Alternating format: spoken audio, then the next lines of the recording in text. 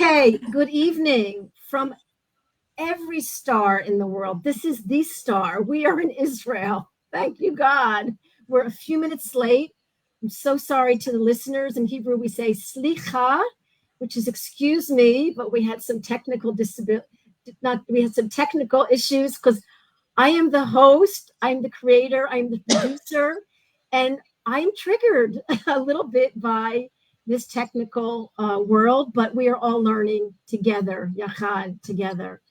So this is TMS Roundtable. My name is Dr. Tovah Goldfine, and we are live again weekly for the last 6 years, 4, 5, 6 years. This is number 277 broadcast, and I am not stopping when it comes to healing clients with chronic pain and autoimmune disease. So tonight, I'm excited to be rubbing shoulders with two amazing health practitioners, women that I know personally and professionally, and we have a passion in common,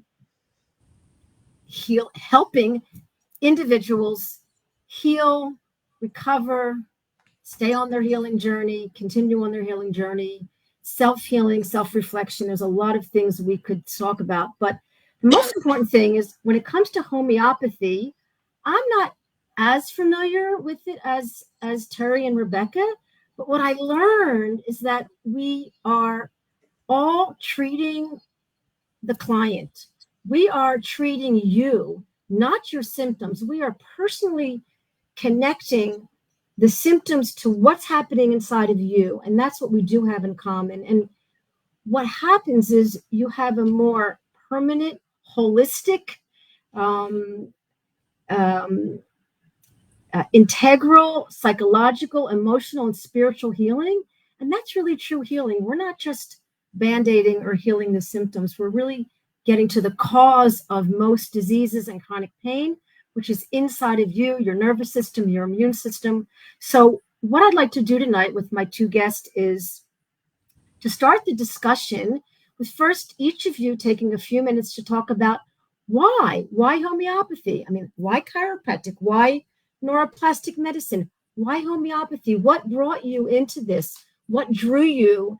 And what gave you the passion and I just have to click something here to stay healing for so many years and helping people. So I'm going to zip and I'm going to ask Rebecca to speak first about how she got involved in this field, and then Terry, and then we're going to have a discussion and leave the listeners with maybe some take-home insights about how they can go inside and find out what they need to help heal themselves and how we can help them.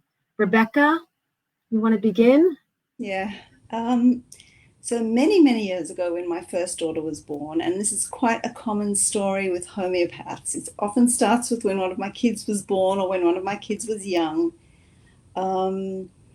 I went to see a woman who was a healer. We were living in the country. I was very isolated away from my family. We'd moved from the city. And really, I was suffering from postnatal depression. It was the 80s. It hadn't quite been defined yet. It was floating around, but I wasn't aware of it anyway. And this woman said to me, "You need to go see a homeopath. Go and see Lizzie." So I went and I saw her.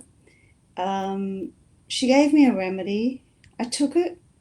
One day, nothing really happened. I called her the next day as instructed. She said, "Take it again in water."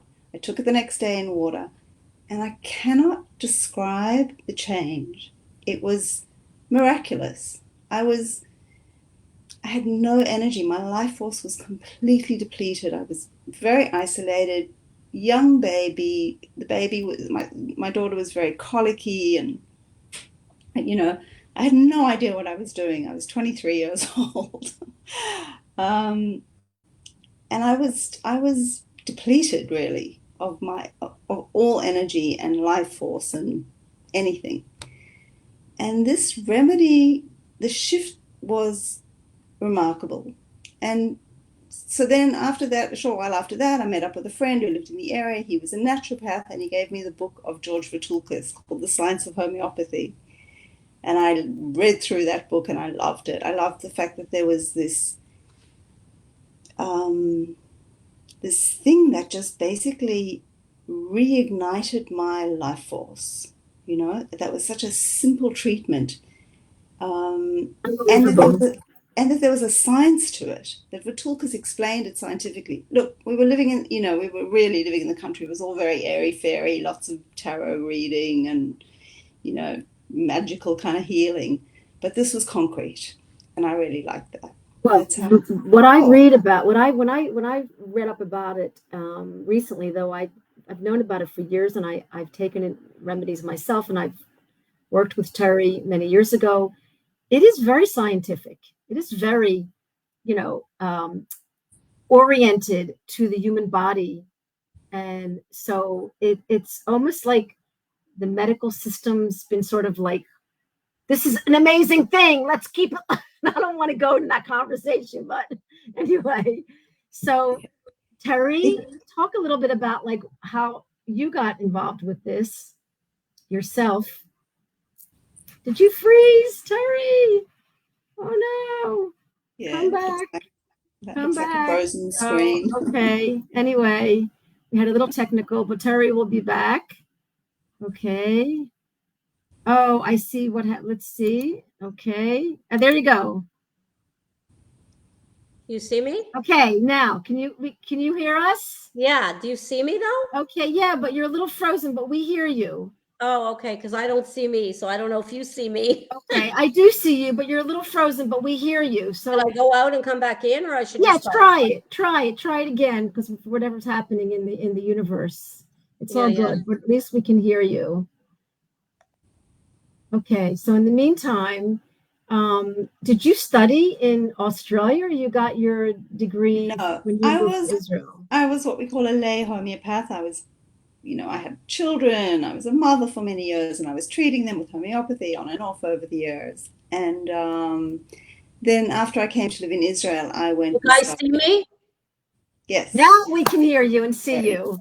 Welcome. Let's go. Talk, speak. I better talk quick before it ends. I mean, before I freeze again.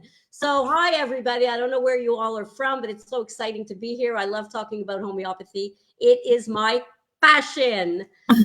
As one of my teachers once said, Terry, after 30 years, every time you talk about a case, it's as if it is your first one. Yeah, I love it. I love homeopathy. Okay, so Tovah, what do you want to know?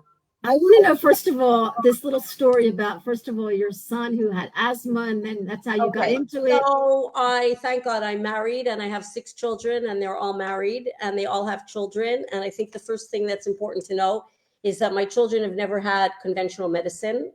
They've never had antibiotics. My children have no idea what medical centers are. They have really no idea. And they were blessed with that, but that's not how it started. It started, my son, who is now, actually yesterday was his birthday. Yesterday he was 37 years old. So when he was 1 year old, so you can already figure out the time span, it was the night, as you can all tell, I wasn't born in Israel. You can hear from my accent, I was born in Canada. And we made Aliyah. For those who don't know what Aliyah is, it's we moved to Israel. And the night that we were, all with the luggage already, our apartment was already rented out. Like, we have nowhere to go. We need to get on the plane. My son had an asthma attack to the point that he was in an oxygen tent. We could not leave Canada. We could not leave Montreal. We could not go anywhere. And my son was very, very asthmatic. Now, the interesting part is that my father was a Holocaust survivor who had very bad asthma after the war. My oldest brother, who's no longer alive, had very bad asthma to the point that he was sent to an asthma home at 13 years old out of Canada. I was very, very asthmatic, spent many nights in the emergency. And after my son and I were treated with homeopathy, the gene almost died. Like, I have, thank God, quite a few grandchildren. You can figure it out. I have 6 kids married, and it's like a dead gene. So I think that homeopathy is a lot more powerful than people think it is. It's not just, oh, give me something over the counter to take away a runny nose. It is very, very, very deep. So that's how I got into homeopathy. That is the beginning. I can tell many, many, many stories, but I won't take up the whole time. So that's how it started. So I guess, you know, my agenda is helping people with chronic pain and symptoms, autoimmune or neurological symptoms that are neuroplastic, that are coming from, look, I'm going to say it and they can put me in jail. I believe all diseases and all symptoms and all chronic pain is at some point learned, and the brain is in a cycle and in a habit, and we can interfere with that cycle. And I'm seeing it with every condition, every disease from A to Z. And so it's what's possible is so possible. And the three of us are shaking our head like, absolutely. And the people that we have all met that have come to this alternative world of healing or integrating medicine also are living a quality life with MS, with cancer, with arthritis, with every kind of, you know, autoimmune symptom, with every kind of heart thing. There is a world of self-healing that we witness, and that's why we're never here to bash the medical community, but there are medically unexplained symptoms. There are people that are being failed by the medical system, and when they come to our door, they get well. And so, but I guess who we're addressing, and to anybody in the studio who wants to talk to us, we're here to answer your questions, have a discussion. We're not really here to complain about what's hurting. We're here to talk about solutions. Though we're here to try to educate the 80% of the people who will never even come our way, to kind of reach out to them, if you know anyone, to show them that there is an option. And again, we work with medical doctors. We're here to integrate. So that's why this is not about like fighting or, you know, protesting anything. We're here to talk about the possibilities and also the innate intelligence. I think what homeopathy does is it deals with some innate intelligence inside of us that is constantly striving for wellness. And then the two of you can talk about a little bit about what the homeopathy remedy does. But what we're seeing is that when the brain and immune system come more balanced, people can heal. People are healing when they understand the players. And I'm just going to stop right now. Well, if I can just say one thing, please interrupt me. I'm gonna give you know, wonderful Rebecca the honor of like saying how it works and what it works and everything. But I just want to say something, you know, in relation to what you just said. Okay, so I tell my students, or I tell people who don't know what homeopathy is. So it's like when you go to like a doctor, and this is not about saying anything bad about the conventional world. Absolutely not. I just want to explain something, that when we go to a conventional doctor, we are actually, I say, we're like a bag of organs. It's like if you have a problem with your eyes, you're not going to go to a gastroenterologist. And if you have problems with your knees, you're not going to go to ears, nose, and throat specialist. We have been separated as if we're like organs, but we were not created, okay, just organs or just a soul. We were, or just emotions. We were created as a complete human being. And I think in the medical world, they've lost the person. We have become organs, but we're not. It's like I've had 6 cesarean sections, you know, it's like I became like a uterus, you know, people are like eyes, people are like knees, people are like a stomach, but Terry as a whole, or Tovah as a whole, or Rebecca as a person, we've lost it. So I think that is the biggest difference in the way we see and the way homeopathy looks at disease or looks at people. Homeopathy, we are not treating a disease that a person has. We are treating a person that has a disease. It is a very, very, very big difference. So I just wanted to like bring that up, okay? Beautiful. Yeah. It's a holistic paradigm. It's a holistic paradigm, and it's what medicine used to incorporate that. It was, you know, basically it was naturopathy and herbalism, and doctors had sort of integrity. You know, I'm talking about in the 1800s perhaps. before it became politicized. And that's the beauty of it, is you look at the emotional body of the person, you look at what's going on in their life, you look at the core, when did it start, you know, when did your symptoms start, you look at the whole symptomatic picture, you're looking at the whole being, you're looking at their personality, at their likes, at their dislikes, at what the organism is telling you about the person. That's what we're looking at. Because that makes up the symptom. I mean, like, what's the symptom saying?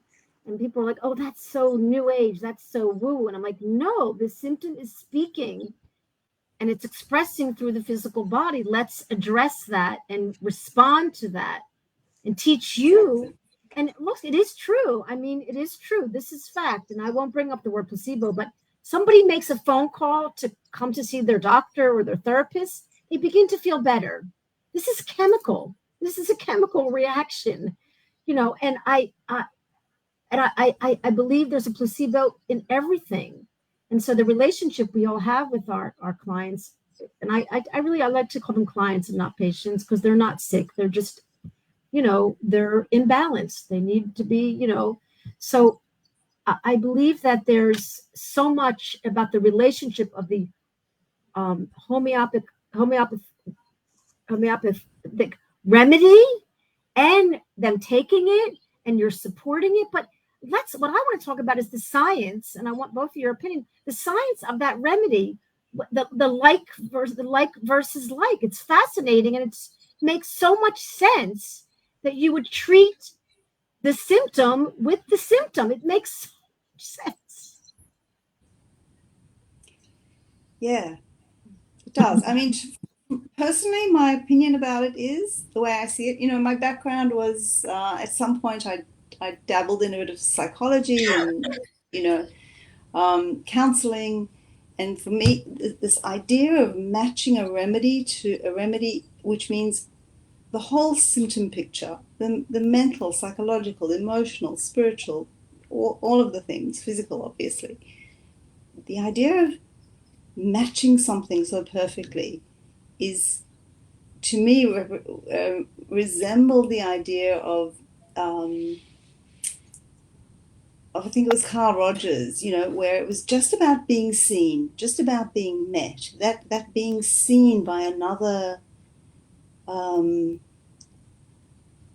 a something in nature that expresses those same symptoms. The idea of being matched by something healthy that expresses the same symptoms can almost, you know, in the way that I see it, is triggers the healthy life force to kind of reset and take over, because it's been disturbed. Something's come in and disturbed the life force, and by matching the remedy, we reset that. Terry, can you elaborate on that? On what? Well, first of all, I think, in my opinion, I think we're talking to like homeopaths. Do you know what I mean? I'm not sure that the people on the other end, like, I think we're 3 steps ahead. I think that what we need to understand is that, first of all, we need to understand about disease. We need to understand that every disease, I hate the word disease, but what's disease? It's a dis-ease. Something exactly. is not. It's a dis-ease. Yeah. So every disease actually has a goal. Now, the question is if we want to understand the goal, or if we just want to go, okay, we're sick, let's go take something. Every illness, that's okay. Every illness has a goal. Even if it's a 2-year-old or a 2-month-old baby with a runny nose and a cough, or crying and wants to be carried all the time, or if we're talking about a teenager or an adult, no matter what, you'll notice that like 5 people can have like this great, you know, a big itch on their hand and an eruption on their hand. One will say it burns, one will say it stings, one will say it's very itchy, and one will say if I didn't see it, I wouldn't even know it was there. We need to understand that we're treating people, and everybody is an individual and everybody is different. Everybody's expression of the same called illness is very different. And we need to look at it as very individualistic. Now, when we're talking about the remedy doesn't do anything. The remedy doesn't do anything as far as the illness. The remedy, all it does is it gives it moves my, I'm thinking in Hebrew. This is a problem. I've been teaching homeopathy for many years in Hebrew. So actually what it is, it's actually working on the vital force. Now, I'm not sure how many people, here really know like what is the vital force in terms of homeopathy. Okay. But the vital force is actually our soul. It's actually what keeps us alive. So the homeopathy, it's not antibiotics. It's not like if I take antibiotics every 8 hours, something's going to happen. Homeopathic remedy is only information. And what it does is it moves the vital force to start a process of self-healing. That's what homeopathic remedy does. It does not cure your asthma. It does not cure your stomach ache. It works on the vital force, because if a person is not well, something went a little bit off with their vital force. And how do we know that that's so? Because when you give a remedy or you want to see if somebody's getting better, if let's say you have a person or a child, okay, who has high fever and they're wiped out on the couch and they have a runny nose and a cough, etc., etc., etc., the first thing I want to see after I give a remedy is not necessarily that their throat ache, that their throat ache or headache is gone. First, I want to see their vitality come back, that they want a little bit of food, that they want to like get up and they're not wiped out anymore. So the first thing that we're doing is we are touching the vital force. We are getting the vital force awakened to start to actually heal itself. That is homeopathy. 100%. Right? 100%. Yeah. I mean, it just brings up like three really quick confirmations of what you're saying. One, Joe Dispenza cracked 6 vertebrae in a bike accident. And he says, I'm a chiropractor. I have this innate intelligence. I have this power inside that keeps my heart beating and my stomach digesting. I'm going to go get the surgery. It's going to put me in a wheelchair. Let me stop and think about how I can activate this innate intelligence. And I'm going to go ahead and meditate and breathe and be my homeopathic remedy, and I'm going to heal. And he spent 3 months meditating and breathing and relaxing and calling this vital force to come through meditation and focus and literally chemically shifting his chemicals. And I call that, it must have been, I mean, I wouldn't be surprised if he even took, if he drank, but I don't know. But this other thing I wanted just to compare about what you said, which was very, very powerful, that we should talk about this. I should talk about this more on my broadcasts. There's a movie there's an article called The Tale of Two Nails, which I'll send to the audience. The Tale of Two Nails. It's all documented in UK. The guy's on a construction site and he's shooting nails into a plank. Okay. And all of a sudden he walks away and he steps on a nail. He steps on a nail and he's freaking out. He's screaming. He cannot control himself. They get the first aid kit, on the site. They shoot him with something. He's screaming. They call the ambulance. They put him in the ambulance. They do something. They try to put him out. He is freaking out. They take him to the ER. They cut off the boot. The nail was between his toes. Same story, The Tale of Two Nails. There's a guy shooting nails, happens to be a construction site. He's shooting nails into a plank. He feels something in his face. And no machine, nothing's going on. Okay. 2 weeks later, he goes to the dentist because he has a toothache. There's a nail penetrating into his brain. He has no pain. This is the explanation of we all have our own experience, different experience with pain, with our body, with our organs, with the cold. How do we grow up? My mom didn't even have a thermometer in the house, so I didn't even know what it was. So it's all depends on, and then we call these adverse childhood experiences. Some of us with more trauma, big T's, may have more chronic pain issues. So we understand our past, our present, and then where we're going. So what you said was very, very powerful. And I'm fascinated also by the fact that the remedy is treating the the vitality or the innate intelligence of the person, and that calls in the immune system to do what it has to do. But it is a particular remedy, and that's tailored to the person because of the diagnosis and the evaluation. So that is now making so much sense, and it's probably the way that we were treated many years ago. Like, what happened? Makara, help me here. Modern medicine. Modern medicine. Money, politics. And yet homeopathy is a huge field. I imagine that, and this movie was fascinating. I saw the trailer about all the people that have healed, and I imagine there's so many stories in your world of people that have healed. And we're really talking about self-healing. We're talking about the ability of the body to heal. The body strives to heal. That's its job. It knows the solution before the problem. It knows how to be well. Right. Without the additional toxins of medicine. And I'm not saying there's no place for medicine, obviously there is. But every time you give a child a Panadol, they have to deal with, it's crossing the blood-brain barrier and what it's doing to the liver. And there's a lot of toxins going into each medication that we're taking. And our kids are raised on these things. They just grow up on meds every time they're sick. I'm appalled often at the amount of medication that mothers are giving their children just because it's accepted. Tylenol, this one's got a fever, they're giving Tylenol. But I think that people are just, I think it's more that people don't understand what illness is. So people are going and they're giving, like you say, they're giving this and they're giving that, but people are not, I brought my kids up from very young age to understand why they're sick. And I can tell you a very interesting story, a beautiful story for 2 seconds.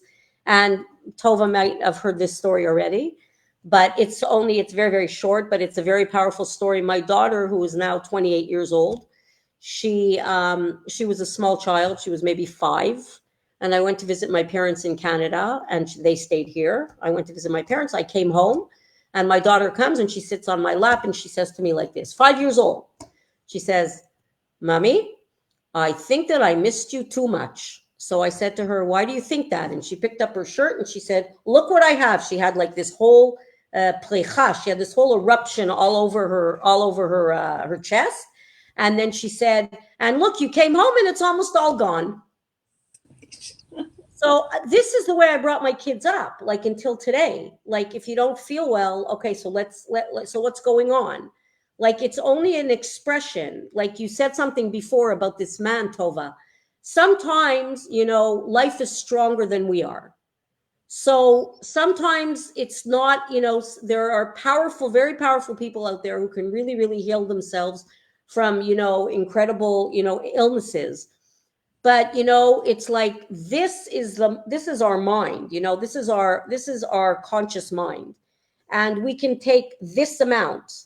And when it comes over here and it starts to, drop, spill over, then people become sick. And when people become sick, people don't go back and start, trying to understand why people are sick. Like, where is it coming from? So I think that another thing that's a very big difference between conventional medicine and homeopathy is that conventional medicine is just, making the symptoms quiet. Like, if the headache went away, that's fine. And if the fever went away, that's fine. And if the child stops scratching, that's fine. But for me, that's not healing. For me, it's like, I want to know what's under it. I want to know, if you want, I can give you like a really good example, but that's if you want to hear it. Please, Baksha. So you have like a 1-year-old baby that comes to the clinic, okay, and I treat many, many, many children. And, a mother comes to the clinic and she says like this, and this happens all the time. So it's not just one person, okay? And I'm sure, I don't know who's out there. I don't know who I'm talking to, but I'm going to assume that that people can relate to this. Okay, so a mother comes to the clinic and she says like this, "Terry, My child, the 1-year-old, as long as he was home with me, he was perfectly fine. Ever since he started going to the kindergarten or nursery, he's sick. I'm telling you, Terry, it's the germs in the nursery. Now, if the mother has a sense of humor, then I say to her, I don't understand. So for the first year of life, you put him inside the how do you say, vitrina, in the, like behind the glass doors, like on a shelf, you closed him up there. He was out there. He never went to family. He didn't go to visit, he didn't go to the park. He didn't go to the malls. He didn't go anywhere. He waited for a year until he came out. And if she doesn't have a sense of humor, so I say, okay, so where was the child for a year? So then she says, no, she says, okay. So then I say like this, I say, when you take a child, everybody comes into the world with a vulnerable spot. Okay. We didn't start life here. We have parents, we have grandparents. We came from something. Okay. And whatever our parents went through, whatever our mothers went through when they were pregnant with us, it has a big effect, but let's leave that alone. Let's just say that a child comes into the world with a fear of being forsaken. Okay. They have, forsaken issues, which many children have. Okay. So now this child for the first time leaves his mother and he goes to the kindergarten or the nursery or whatever, or the daycare. Okay. So now I ask you a question out there. So the mother knows that she's going to go and pick up the child at 1 o'clock. And the nursery teacher knows that they're coming at 1 o'clock. There's only one person that does not know that he's going to be picked up at 1 o'clock. Who is that? The child, right? Yeah. So now I ask you a question. Now the child goes and develops an ear infection. I'm giving it to you really in short, okay? The child goes and develops ear infection. Now he gets high fever and again high fever, and we give him antibiotics, and then he stops, and then he gets it back, and he goes back and forth, and now they come to me. Why? Because the child's already had like 10 doses of antibiotics, and the child's still sick. Now I want to ask you a question. What has to be treated? The ear infection or the fact that the child has separation anxiety? That is the question. So for me, the fact that there's no infection, okay, so there's no infection for 2 weeks, but he still has it coming back and forth. And I'm not going to get into it that once you suppress something with antibiotics, then you are going to get sicker on a deeper level, because after the ear infections comes asthma, and the parents think, no, there's no problem. The child's fine with his ears. No, Terry, the ears are perfect. He has problems now that he can't breathe. Nobody makes the connection. So what I'm saying is that if I treat the cause of this illness, then I will really see healing. I will really see healing, because I'm going to tell you something. If we don't heal, then this is the same person who at 15 years old has her first boyfriend, okay? And the boyfriend, doesn't answer the phone for 3 hours. And this person feels again that separation anxiety and forsaken. It didn't start there. It started when this child was a baby. So illness just keeps on going and going until we really treat what really needs to be treated. So powerful. Yeah, it is power. It's very powerful. Homeopathy is very powerful. Yeah. Hannah, you're making some comments, but are you asking any specific question to Terry or Rebecca? I see you're making some comments, but I don't see a specific question. If you'd like to ask either of the therapists the question, let us know. Anyone out there have any questions, feel free to write in the feed. So Rebecca, tell us a little bit more about also you're treating children. And I think this is, it's homeopathy is not just for children. It is, but tell us a little bit about, some of the things you've been working with. So, homeopaths, me anyway, I treat whoever, unless I know that I won't be able to treat them for whatever reason. It's beyond my, if someone comes to me with cancer, I probably won't go there. But I'll give you an example. I treated my partner during COVID. He was actually due for gallbladder surgery, and he was booked into the hospital the week that COVID hit, and they wouldn't let him do it. So I treated him with homeopathy. Now I had the benefit of knowing him very well, so I could treat him with both acutely when he was having an attack, and then a little bit later I could treat him with his constitutional remedy. But I treat babies. I treat, today so many of our kids are on the spectrum. That's a very common thing, apart from the mothers and the babies and the normal stuff, which Terry obviously treats a lot as well. But these are the cases that are most fascinating. The spectrum children. What's happening with them? You're treating their nervous system. You're treating their. They're a little bit more challenging, really, because there's a lot of, in my opinion, vaccinations have played a large part. Not only vaccinations, but let's say environmental toxins have played a large part in their disturbed nervous system, and often there are physical things and emotional things and mental things going on all at the same time. Those are the challenging cases. Those are the ones that are probably the more exciting ones for me to work on. And I have recently started to, my training is classical, but I've recently started to move into using vaccine clears or antibiotic clears, which is technical stuff, and we probably shouldn't get into that. But we see good results, sometimes quicker than others. It's complicated.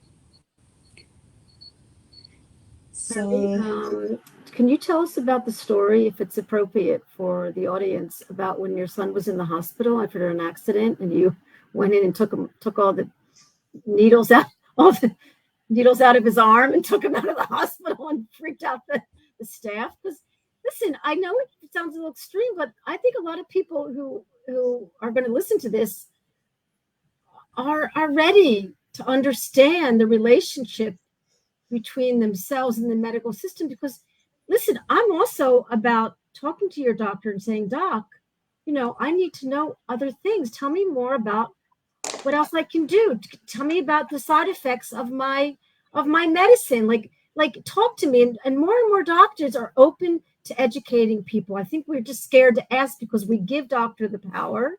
And I think we're here to also empower people to be a more educated, informed patient. What do you think, Tara? You're talking to.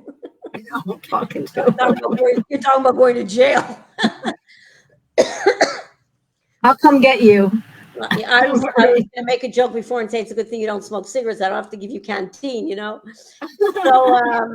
So, so what do you want to know? Like, I tell you something. You're talking about my son, but the truth of the matter is there's something that you don't know that I probably should tell, because I think it's even. So my grandson, my son's son, had a very bad accident when he was 4 days old in my house. I don't know if you know this, Tovah. So my grandson had a very bad accident when he was 4 days old in my house. There's, those beds where like you pick up the beds and there's like, you put all the blankets under it. Like we didn't have it so much in Montreal. So I don't know where people are from here. We didn't have it when I was growing up. Let's put it that way. But there's a lot of it in Israel. You pick up the bed, part of the bed, and then there's a place like to put all, linens or whatever, and then you close the bed. So to make a long story short, somebody opened up the bed, the baby slid down, nobody saw him, it was dark, and he was caught over here when they closed the bed, and he was without oxygen for 15 minutes. So we got into an ambulance, and I'm trying to make it as short as I can. We took him to the hospital, and he was there. He was 4 days old. I mean, remember, 4 days old. So we took him, and he was there for like about, maybe 4 weeks, about a month. He was in the hospital. And of course, I didn't leave the hospital for 1 minute. And I was with him the whole time. And then we took him to sort of kind of like a rehab in Jerusalem. And there was one day there, and there was, the baby had a lot of brain cry. They thought it was brain cry. So I used to take him, I used to take him from the ward and walk with him for like 5 hours, me and my husband, with him on our arms, like back and forth, because I knew that they were going to give him all kinds of drugs. So I used to take him away from the ward so that they wouldn't hear him and they wouldn't drive me crazy. And I mean, it was like 24/7 with this baby. And then we went to the rehab in Jerusalem. So when we got to Jerusalem at one point, after a few days, there was a very, very, very big children's pediatric neurologist that came to see us. And she sat down and she looked at me and she said to me, and this is really funny because I'm not the mother, right? I'm the grandmother, but because I never left there ever. So they used to talk to me, and my daughter-in-law, God bless her, she's like, more quiet, whatever. And she just like sat next to me, and she was just after birth. I mean, imagine, and she, and this doctor comes in and she sits down and she says, Terry, to both of us, we're going to have to give this baby, he didn't even have a name yet, right? We're going to have to give this baby, kinds of drugs because we can't work with him when he's so agitated. So I said to her, and you think that when he's drugged, you'll be able to work with him? And she says, Terry, I don't like those, the agdara. I don't like the way you're saying it, the way you're, putting it. So I said, okay, so when he's like zombied, you're going to be able to work with him? And she looks at me and she says, Terry, you're going to have to learn to, you're going to have to learn to trust and to believe. And I looked up and I said, you have no idea how much I trust and how much I believe. It's just a matter of with who, So she looks at me and she didn't like me very much. Anyway, she left. Whatever I told her, it's not happening. It's just not happening. Now, you have to understand that this baby, nobody believed he would live. Nobody believed he would see. Nobody believed he would hear. Nobody believed he would walk. Nobody believed anything. So now he's about like a month and whatever, and he's like this. And then I said, that's it. Now I'm really not leaving my son. I'm my grandson. I said, I'm not even like changing with my husband. Like we did shifts, I said, no way. So I just I was like lying on the, literally on the bed, holding him so that if anybody came, and at 1 o'clock in the morning walks in a nurse and she says to me, I said to her, hi. And I see what she's got in her hand. And I said to her, what's that? And she said to me, no, it's, we need to give him that. I said, it's not happening. So she says to me, no, but the doctors, I said, it's not happening. And then she said to me, she said to me in Hebrew, she said, well, I have like instructions from above. And I said, and I have instructions from higher above. And it's not happening, and go back to the desk and like write it out because we should not have to go through this every 8 hours. Anyway, that was the end of that. Now I can tell you that 8 months later, my daughter-in-law went for, like a checkup to the hospital to this neurologist. And the neurologist looks at my daughter-in-law and she says, is that the same baby? So my daughter-in-law, like, yeah, like, what do you, like, I didn't have a new baby, this is the baby. And she started to cry. She was in shock. She checked the baby for like 2 minutes, 3 minutes, whatever. And then she said to my daughter-in-law, I'm finished checking him, but I just want to play with him. I want to hold him. And now my little grandson, God bless him, they live in Harish, near you, Tovah. And he just started grade 1. And he is CP. He's CP, very, very, very bright, but he's like, he walks and he plays and he's very, very, very, very, very playful and very friendly. And he's a wonderful child. But I know, I don't think I know that if I would have gone down that route, my grandson would be a zombie today. I know it for a fact. Because I told her, I said, and I know that if we start with this, we aren't going to end with it. So it's not always easy. I have many stories like that within my family. My little granddaughter had cancer. She had cancer. We've been through a lot in this family, but I have to tell you that, homeopathy is a very, very, very big, big part of the healing process. In this is, it's not like, it's like homeopathy is like really like a part of my life. It's not like a job. It's not like I wake up in the morning, I do homeopathy, and then, no, I am homeopathy. This is homeopathy. Understanding illness really, and really figuring like how to really heal people. You know, I had 6 cesareans, you know that. And after that, I was the one who began in Israel the whole, you know, working with homeopathy and fertility, pregnancy, and birthing. A big, big gift in my life. Women usually say, what, is it safe to do homeopathy when women are pregnant? I say it is the biggest gift you can give your child. It is the biggest gift you can give your child, to be treated homeopathically when you're pregnant. So as you can see, I can talk forever on this subject. Wow. Well, what a story about your grandson. So Sarah says, great session. Homeopathy can treat. You know, Sarah's a student of mine. Amazing. Sarah, it's so nice to hear. Can homeopathy? Sarah and I are going to India on Sunday. Well, Rebecca and I are hopping on with you. No, I'm going with a group of students to study. She's a student. Amazing. And she's coming. Yes, she's amazing. Wonderful. So her question is, and also Hannah, if you want to ask a question, please do. I see that you commented, but I'm not sure what your question is. So Sarah's question is,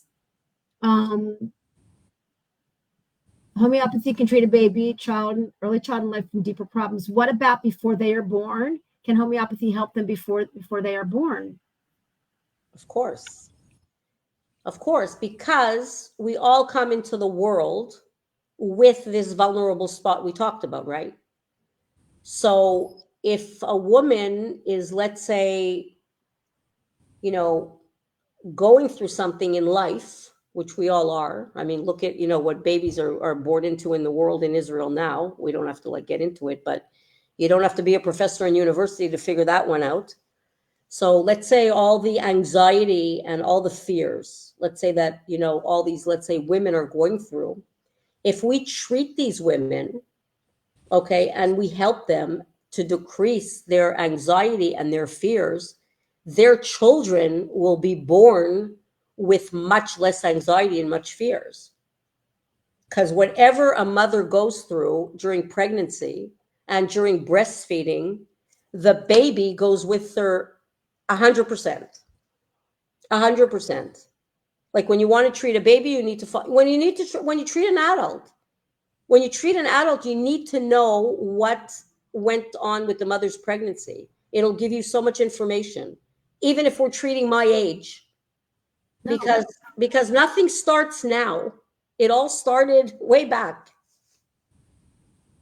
I do a lot of sessions with women. I treat with homeopathy, and I do a lot of, you know, weekly sessions, you know, emotional work with people. It's amazing. It's amazing. It's like we're going, you know, things that minahel, things that you know, things that wow, I can't believe I lost the word in English. Like things that run our lives, that we're run by, you know. It'll come to me, the word, or maybe Tovah, it'll come to you probably faster, and you, Rebecca. But you know, things that miniotan, things that like our patterns, things that you know that I can't believe I lost the word. But things that you know, like that drive us, okay? Let's say things that drive us, or things that we're going through in life, they're not things that started now. Like if a person is going through something, you just trace back and you will see that things started very early in life. You just need a trigger stronger than us for it to come up. Yeah, they call it predictive coding in the neurological world. They call it predictive coding, and at some point it surfaces, and then we get an opportunity to face it. So I think what we're talking about is mind body. We're talking about mind, body, spirit, and it's such a beautiful, beautiful combination, because you cannot treat them. And who said it was you? The doctors. You said doctors separate the organs, and we forgot about who we are holistically, and we've become a bag of organs. Yeah, that's what's so fascinating about the different therapies that treat the eye, the iridology, and that treat the, you know, the acupuncture, the meridians, and then treat there's auriculopathy, and then there's the sujok, sujuk, and then so it's all back to the source. And if we think we're so advanced, I mean, this all came from the Eastern philosophy, and here you're going to India and to study. And so I think to even talk about, I hope we answered your question, Sarah. And but if we were to talk about how to treat chronic pain and autoimmune disease, I think I'm just going to say we're not treating the pain or the disease. We're treating you. And you are the solution. And I'm not saying you are the problem, but like I said, I learned this from Torah. The solution was there before the problem. So your body knows how to be well. That's probably another great force of the homeopathic remedy, is that your body knows what it needs. We used to learn in chiropractic school, just don't interfere with the body. It knows what it needs. Pull away. And that's what you did with the baby. I mean, you didn't treat your grandson with homeopathy remedies, did you? Okay, you did. Wow. You kidding? Wow. Amazing. You kidding? Amazing. What a story. What an amazing story. Homeopathy stopped the brain cry. What do you mean the brain cry? You had a brain cry. You know what a brain cry is? It's like No. a brain cry is like usually children with brain damage have like what's called a brain cry. It's like this cry. It just doesn't stop. It just does not stop. It's like hours and hours. It does not stop, and it stays at the same level. The cry. It's called the brain cry. So I'm telling you that homeopathy is so powerful. Sometimes like now I'm not, because I've been a homeopath for 30 years. So I'm past the stage of like, banging people's heads, because you learn so much in life, after so many years. It's like, okay, a person, when you want something more than the person that you want to give to wants it, there's a problem. So at a certain point in life, you stop. You realize, like, for a person needs to come and ask for help, but people really don't get the power of homeopathy. It's not just, every year I study something. Every year I studied nutrition, I studied NLP. Every year I study something. And, for me, homeopathy is like, it's not just a medicine. It's a way of life. It's life. I think Rebecca would agree with that. I mean, Rebecca, I have to say, has been the loudest voice in my community, and I think in many communities, when it came to COVID and healing. I mean, it was a voice of, like, she was just like a conduit from many universes and many gods, and she was just like, you were fearless. And I feel like I don't want to post this because. And I'm like, Rebecca will post it. She was fearless. Tovah, we had 15 people in our house that Purim. Remember when it started? Yeah. Everybody walked out with COVID except me and my husband. Yeah. Yeah. I want to round up with a question about something, but I do want to. So Henna asked this question, and yes, both Rebecca and Terry are working internationally on Zoom with people in America. Of course. So that's number one. And Devira, I don't know you, Devira, but hi, Devira. Through our mutual friend. Devira is a homeopath. Yes, I remember. I think you're in New York. No. Maybe she's back. No, I think she's back. No, but no people do not get the power of homeopathy. It's a gift from God. It's because the body's a gift from God. I mean, the body's a gift from God. And so I think I just would love to round the hour up. And first of all, I apologize again about the beginning. The technical part does trigger us, and we had an uncomfortable start. It's my fault. Tell the truth. Nobody's fault. We're all responsible. I'm responsible. I'm the host. I always say I'm a better homeopath than I should have known what to do. But I'm not going to shoot anyone, because I think it's people love my broadcast because we're like the real thing. Like but you're great, really. Anyway. I know Tovah for so many years. She's like wine. She's like wine. Anyway, so I want to leave the audience, the people that have been with us today, and then the listeners, the people will listen on the broadcast, and you'll send this out because there was some pearls of wisdom, absolute pearls of wisdom that were left here.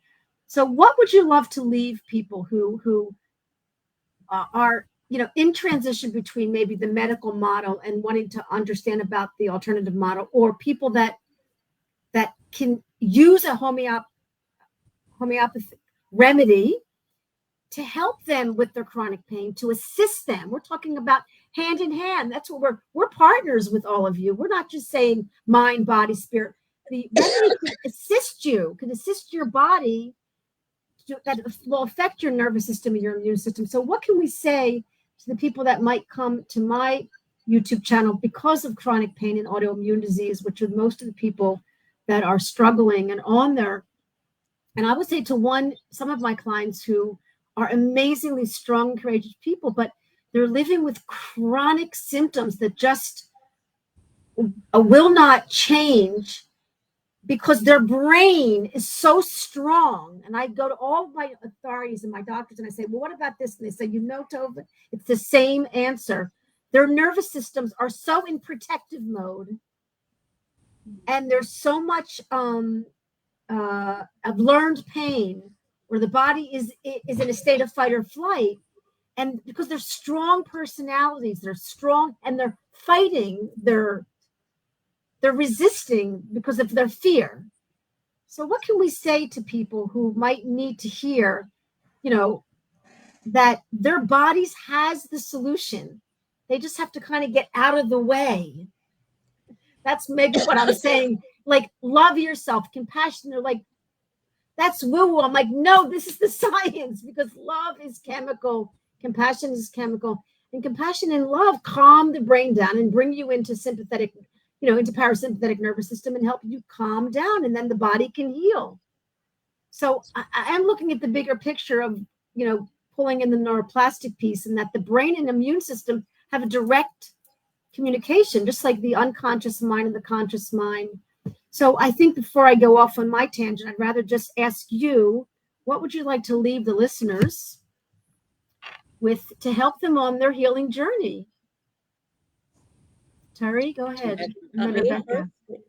Rebecca, you want to go? Go ahead, Rebecca. Okay. So, about what you just said, I think I agree with what you just said, Tovah, but I think that the emotional part is left out, because you cannot treat emotions with intellect. It does not work. You cannot do it. Not you. It cannot be done. It doesn't matter how much I tell you I love you. If you don't feel I love you, it doesn't matter how much I tell it to you. Emotions have to be treated on emotional level, and this has to be treated on this level. So I think what's important to know is that you made a comment about very, very strong people. So I think what is an important thing to know is that there's always a correlation between a person, a being, and how sick they are. When a person is very, very, very sick with a heart attack, boom, that's the way they live their life. And when there's a person who's just, always like complaining, and they're sick and they're sick and they're sick, that's a correlation to who they are. So the strong people, the very strong people, they're usually the ones who their illness is a reflection of who they are. So what I want to leave people with is that instead of going in the direction of suppression, meaning taking all kinds of drugs that are only going to suppress the illness, go the other way. Let's look and see how we can, as beings, we can develop so that we don't need the illness. We have the illness because we need it. We need it because it teaches us something. The question is if we want to learn and know why we have it, because it's not just there for nothing. That's what I want to leave you with. Right. These are love your disease, Is it Bernie You Siegel? can't heal a body. You can't heal a body you hate. You have to find some relationship. Yeah.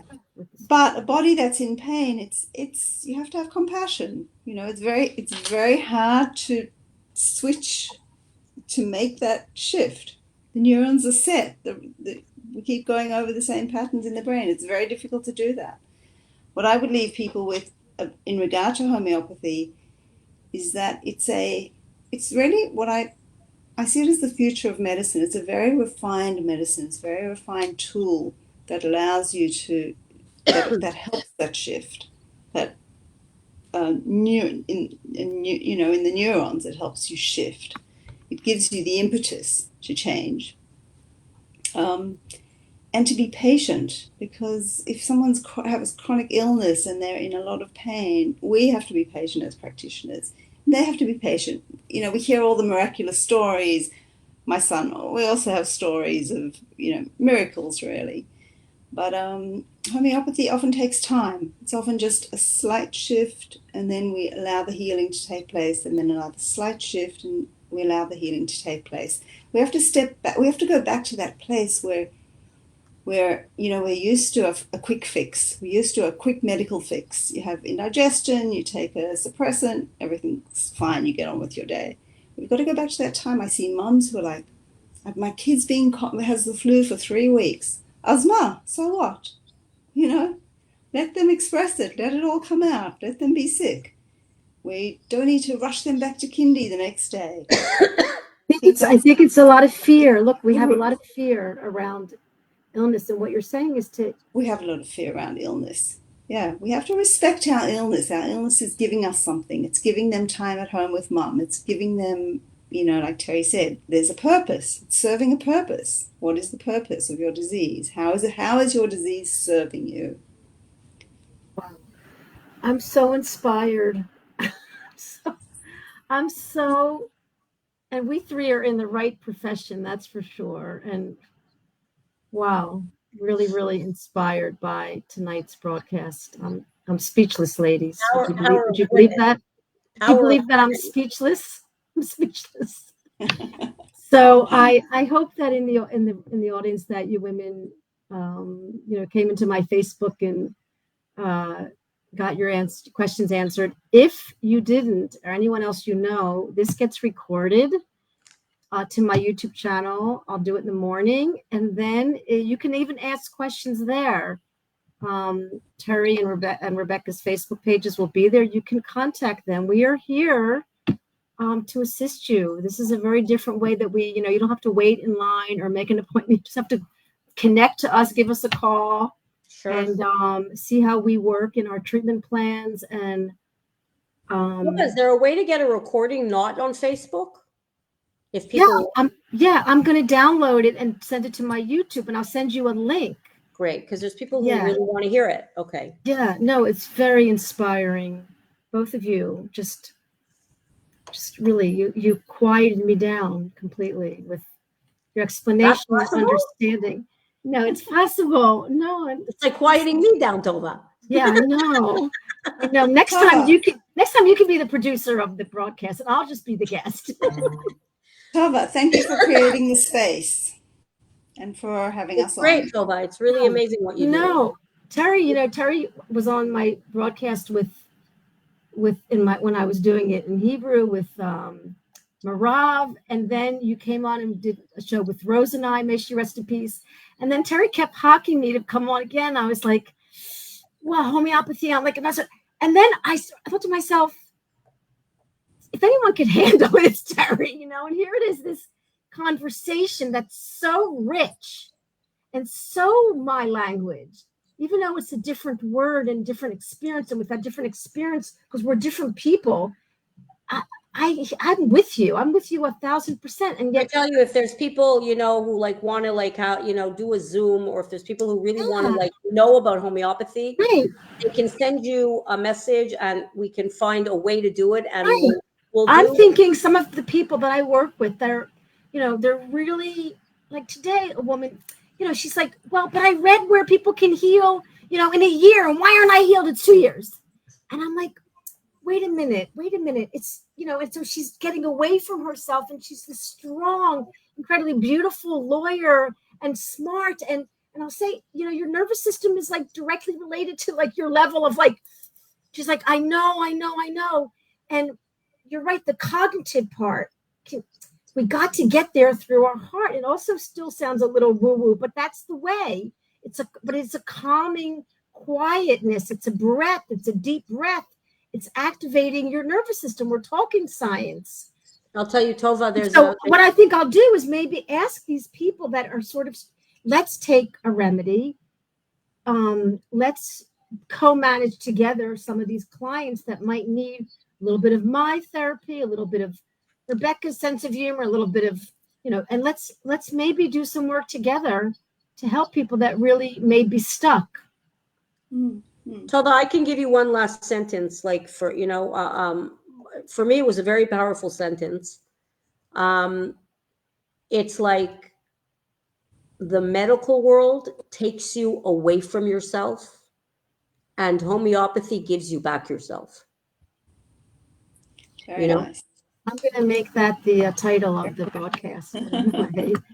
You're welcome, Hannah. Anyway, so ladies, thank you so much for this opportunity. For me, it's like every time we do something like this, it's like really an opportunity to spread a lot of light in the world. Really, it's light. It's light. It's a good time in our world to do that right now. Rebecca, it was a pleasure doing this with you. Mama. You too. Anyway, love you, ladies. Until we meet again. Until we meet again. Thanks for all the people that participated on the chat also.